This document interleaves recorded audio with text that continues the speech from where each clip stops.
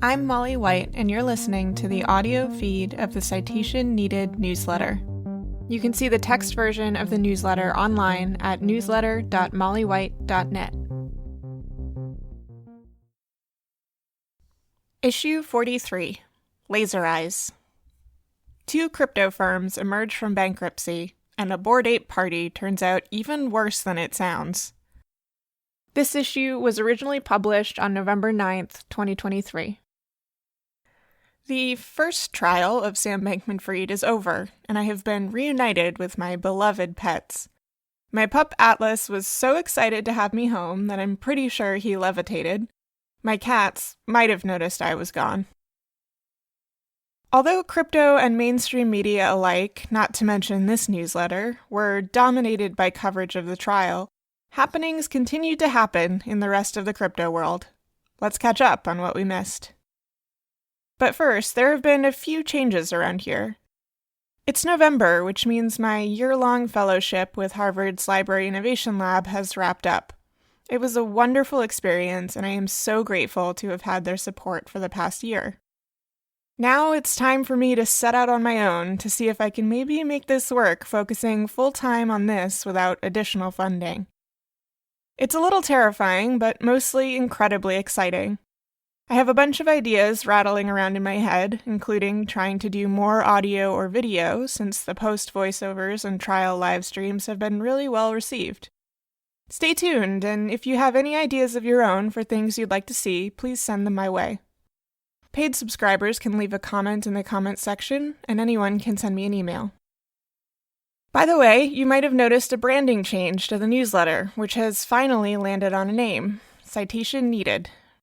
For those of you who are not already aware, I've been an active Wikipedia editor for going on 2 decades and more than 100,000 edits now. The Wikimedia movement has dramatically shaped my approach to research, writing, and technology. Citation Needed felt like a good homage to that, and it encapsulates well my fondness, or compulsion, to dig into claims and separate fact from fiction. I think the newsletter will probably remain at newsletter.mollywhite.net, partly because I'm terrified that changing the domain might break something and ruin everyone's bookmarks. But citationneeded.mollywhite.net and citationneeded.news will get you here now, too. Now, let's dive in. First, a bird's eye view. Crypto prices have been up, particularly over the last month or so. This is great news for people who hold crypto, but it is also great news for those who want to draw new people in with the same old get-rich-quick promises. Prices will never be this low again. Look, they're already starting to go up. You better buy now. Along with price, euphoria has been climbing as well. I've yet to see someone unironically say, have fun staying poor, but if the trend continues, I suspect it isn't far away. If history is any guide, along with price increases and exuberance in the crypto world comes an influx of FOMO, hype men, and, of course, scammers. A DeFi project is already promising its users 70% annual yields. Quote, "Memories are proving to be extremely short in the crypto world," writes Bloomberg. This is bullish, for Web3 is going great, I suppose. In bankruptcies, FTX. As FTX's founder has been on the witness stand, the leadership team installed to replace him has been focused on the bankruptcy. They've been speaking optimistically, suggesting that FTX customers are likely to see a majority of their assets returned to them, something that is not so likely in some of the other ongoing crypto bankruptcies. Recently, they've been busy accumulating funds by selling or seeking approval to sell cryptocurrencies and trust assets. Meanwhile, some have gotten extremely excited on rumors of a possible FTX exchange reboot, as 3 crypto firms have been vying to acquire what remains of the company, and as SEC Chair Gary Gensler gave a rather tepid comment in an interview that seems to have been interpreted as a ringing endorsement of the idea. It's not entirely clear to me why people are so excited about this, given that the FTX bankruptcy team has just spent a year talking about how the exchange was a pile of hot garbage led by incompetent fraudsters. Over in the Third Circuit, the U.S. trustee has been continuing to argue that FTX needs an independent investigator in the bankruptcy case. The trustee first requested this shortly after FTX's collapse, but was shot down in February when Judge Dorsey agreed with the FTX bankruptcy team that it would be too costly, likely to the tune of more than $100 million. The trustee is continuing to argue, now in appeal, that the bankruptcy court is required to appoint an independent examiner because of the total amount of debts involved in the case. In an interesting development, a group of 9 law professors have filed an amicus brief agreeing with the trustee and also arguing that, quote, there are serious questions about the independence of debtors' counsel, end quote, and the ability of the debtors to effectively investigate themselves. They've cited concerns that lawyers for the debtors also represented FTX and Sam Bankman-Fried prior to the company's collapse, and even suggested that one of the legal firms, Sullivan and Cromwell, may have advised the debtors to cooperate extensively with criminal prosecutors in Bankman-Fried's trial, quote, to deflect attention from its pre-bankruptcy role with the debtors. Spicy.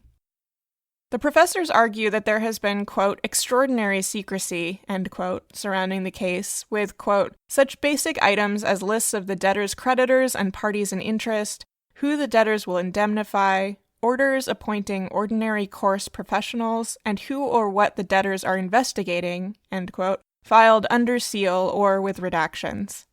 A hearing on the matter was held on November 8, but the court has not yet reached a decision. This probably shouldn't surprise anyone, but the debtor team has also been complying with FBI subpoenas. Celsius. The Celsius bankruptcy case is over. On September 25, creditors overwhelmingly voted to approve a plan to distribute some cryptocurrency assets to creditors, restart the Celsius company, and allocate equity in the new company to creditors. On November 9, the bankruptcy judge confirmed the plan. According to the plan, most remaining cryptocurrency assets, amounting to around $2 billion, will be distributed to the roughly 600,000 people whose assets have been frozen since the company halted withdrawals over a year ago. The new company, just called NewCo, will continue Celsius's Bitcoin mining and staking ambitions. This seems like a pretty risky gambit to me, given the limited profitability of Bitcoin mining, especially as another Bitcoin halving looms, and the questionable legality of staking services according to the SEC. The bankruptcy plan has been estimated to achieve Celsius's earn customers a roughly 67% recovery, though this is dependent on the success of the new company and on the success of litigation said company intends to pursue against founder Alex Mashinsky, who is also facing criminal and civil cases. BlockFi. Also exiting bankruptcy proceedings is BlockFi, who is still in the process of trying to recover assets from FTX and Three Arrows Capital, but who has begun paying out custodial customers. BlockFi wrote in a press release that, quote, we are proud to say that BlockFi reached its effective date more quickly and efficiently than many other retail crypto companies, which I guess is a brag-worthy achievement. I mean, you still went bankrupt, will be winding down, and are estimating recoveries for earn customers could be as low as 40% of their assets. In the courts. Abraham Eisenberg and Mango Markets.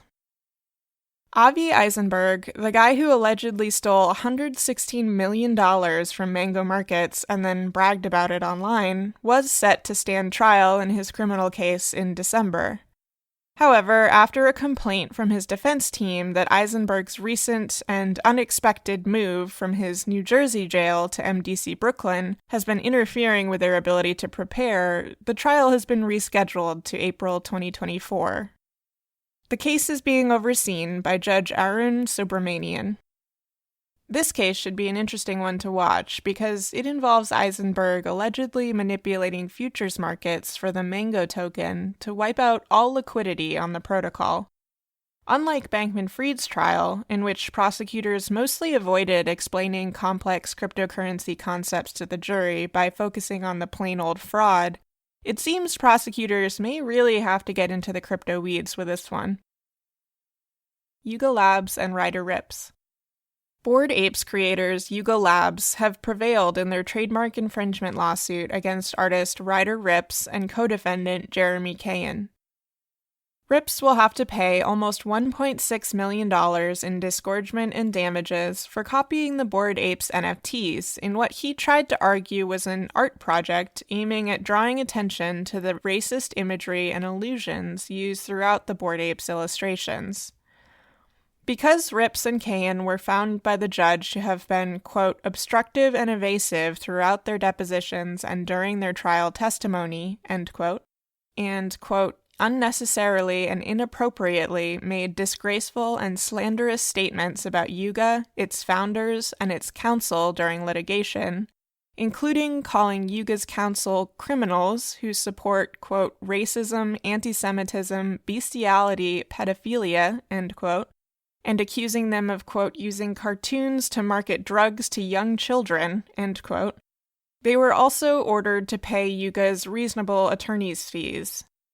Yuga and Ripps have been ordered to agree on fees once before, when Ripps was ordered to pay some during an earlier decision, and Yuga argued that reasonable was $223,000, while Ripps argued it was $26,400. So we'll see how well that all goes. Gemini and Genesis. The war between Gemini and Genesis rages on, and the latest skirmish is a lawsuit by the former against the latter, seeking to wrest control of 62 million shares of Grayscale Bitcoin Trust, currently priced at around $1.6 billion. At least according to Gemini, Genesis had pledged the GBTC shares as collateral for the Gemini Earn customer funds they were borrowing from Gemini. Needless to say, the bankrupt Genesis disputes that these belong to Gemini. In ETFs. Part of the recent Bitcoin price surge may be attributable to a window that some have speculated might invite the SEC approval of Bitcoin ETFs. Many in the crypto world seem to believe it's a foregone conclusion that Bitcoin spot ETFs will be approved, and it's just a question of when. They have latched on to an observation by Bloomberg analysts who noted that if the SEC wanted to approve all 12 spot ETFs at once, as some think would be fairest, they could do so during an 8-day window between deadlines. Also, BlackRock is hoping to launch a spot Ethereum ETF. They're now adding to around 5 other contenders in that particular space. In Binance. It's come out that they've lost another exec, their head of UK operations, but that's hardly a surprise by now. What is a surprise is that 2 of the most pro-crypto congresspeople out there, Senator Cynthia Lummis, a Republican from Wyoming, and Representative French Hill, a Republican from Arkansas, are now urging the DOJ to hurry it up and charge Binance and Tether. Evidently, the same Wall Street Journal about crypto-denominated terrorist financing by Hamas and others that sparked a letter by Elizabeth Warren also raised concern in Lummis and Hill. Lummis and Hill also wrote of concerns over the journal's article's accuracy, which I described last week. The journal has since issued a correction and amplification to clarify the research they were citing. In fairness to the journal, much of the error seems to have come from Warren's letter, which overstated the numbers in a way the journal had not, by claiming that Hamas and Palestinian Islamic Jihad had, quote, raised over $130 million in crypto. The Web3 is going just great. Recap. There were 10 entries between October 23 and November 8, averaging 0.6 entries per day. 304.84 million was added to the grift counter. Himachal Pradesh crypto scam. Almost all of the grift counter jump this week can be attributed to a massive cryptocurrency scam operating out of Himachal Pradesh, the northernmost state in India. Around 100,000 people fell victim to a scam that particularly targeted police and government officials, some of whom in turn became promoters of the scheme and lent it legitimacy. Altogether, the scam pulled in around 2,500 crore, $300 million. It's not clear entirely when the scammers first began operating, but it could have been as far back as 2018. Indian police have arrested 18 people, including 4 members of police. The alleged ringleader, Subhash Sharma, is still on the run. My eyes, they burn. After spending tens or hundreds of thousands on ugly ape pictures, plus travel tickets to Ape Fest in Hong Kong, some members of the Bored Ape Yacht Club have been rewarded with photokeratitis. The condition, better known as snow blindness or welder's flash when induced by those things, can be incredibly painful, but is, fortunately, almost always temporary. This makes me feel better about all the laser eyes jokes I can't help but make. Apparently, an event contractor seeking to produce the optimal swamp/nuclear wasteland/public restroom ambiance decided to install blacklights, but either didn't notice or didn't care that they were of the germicidal rather than entertainment variety.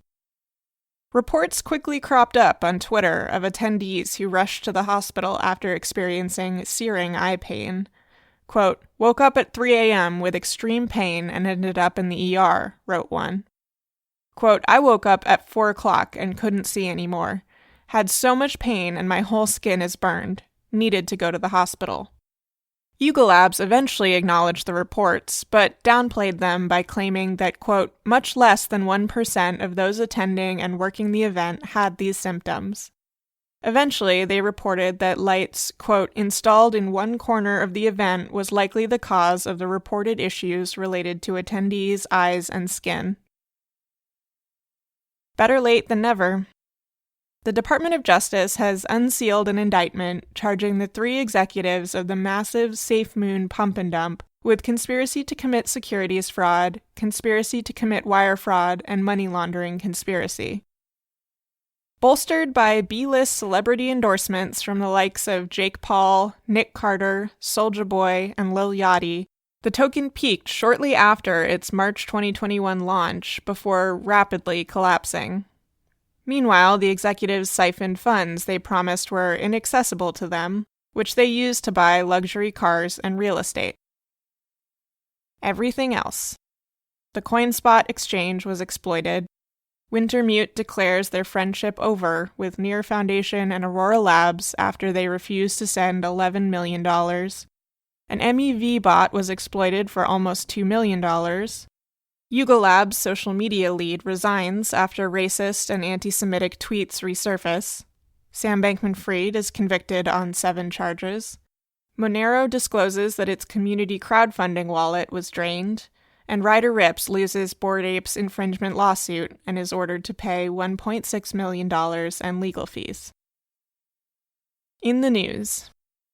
I went on NPR's Weekend Edition to do a brief interview on what FTX's collapse means for the cryptocurrency industry. It's titled, "FTX is Now Defunct. Does Crypto Have a Future?" I also went on the Crypto Critics Corner podcast in an episode titled "Sam Bankman-Fried's Trial is Going Great." Cass and Bennett of Crypto Critics Corner did a series where they invited various people reporting on the Sam Bankman-Fried trial to come on their show and talk about it. It was a great series, and I was delighted to be a part of it. I also talked to Wizzy Kim about how some of the chaos at FTX was hardly the anomaly many in the industry are trying to brush off, but rather, quote, pretty normal stuff for the crypto world where things are often being run by the seat of someone's pants. This is in Vox, titled "Sam Bankman-Fried's Trial Pulled Back the Curtain on Crypto." Worth a read. Ed Zitron has continued his excellent writing about the, quote, identical Water brothers, end quote, and the shambolic situation over at Gemini and Genesis, in this case writing about the recent lawsuit from the New York Attorney General. That's titled "A $1 Billion Fraud in Plain Sight" and can be found in his Where's Your Ed At newsletter. The Intercept has published some great investigative reporting about Cruise, the self-driving car division of General Motors. The organization unleashed its half-baked vehicles on the streets of San Francisco and elsewhere, but according to journalist Sam Biddle, the company knew they couldn't properly detect children. Small vulnerable road users. Protean Magazine. Palestinian poet Hiba Abu Nada wrote "I Grant You Refuge" 10 days before she was killed by an Israeli airstrike on Gaza. Protean has published an English translation. That's all for now, folks. Until next time, this is Molly White. Thanks for listening to this issue of the Citation Needed newsletter. To learn how to support my work, visit mollywhite.net/support. If you would like to read the text versions of these episodes, sign up to receive the newsletter in your email, or support my work on a recurring basis, go to newsletter.mollywhite.net.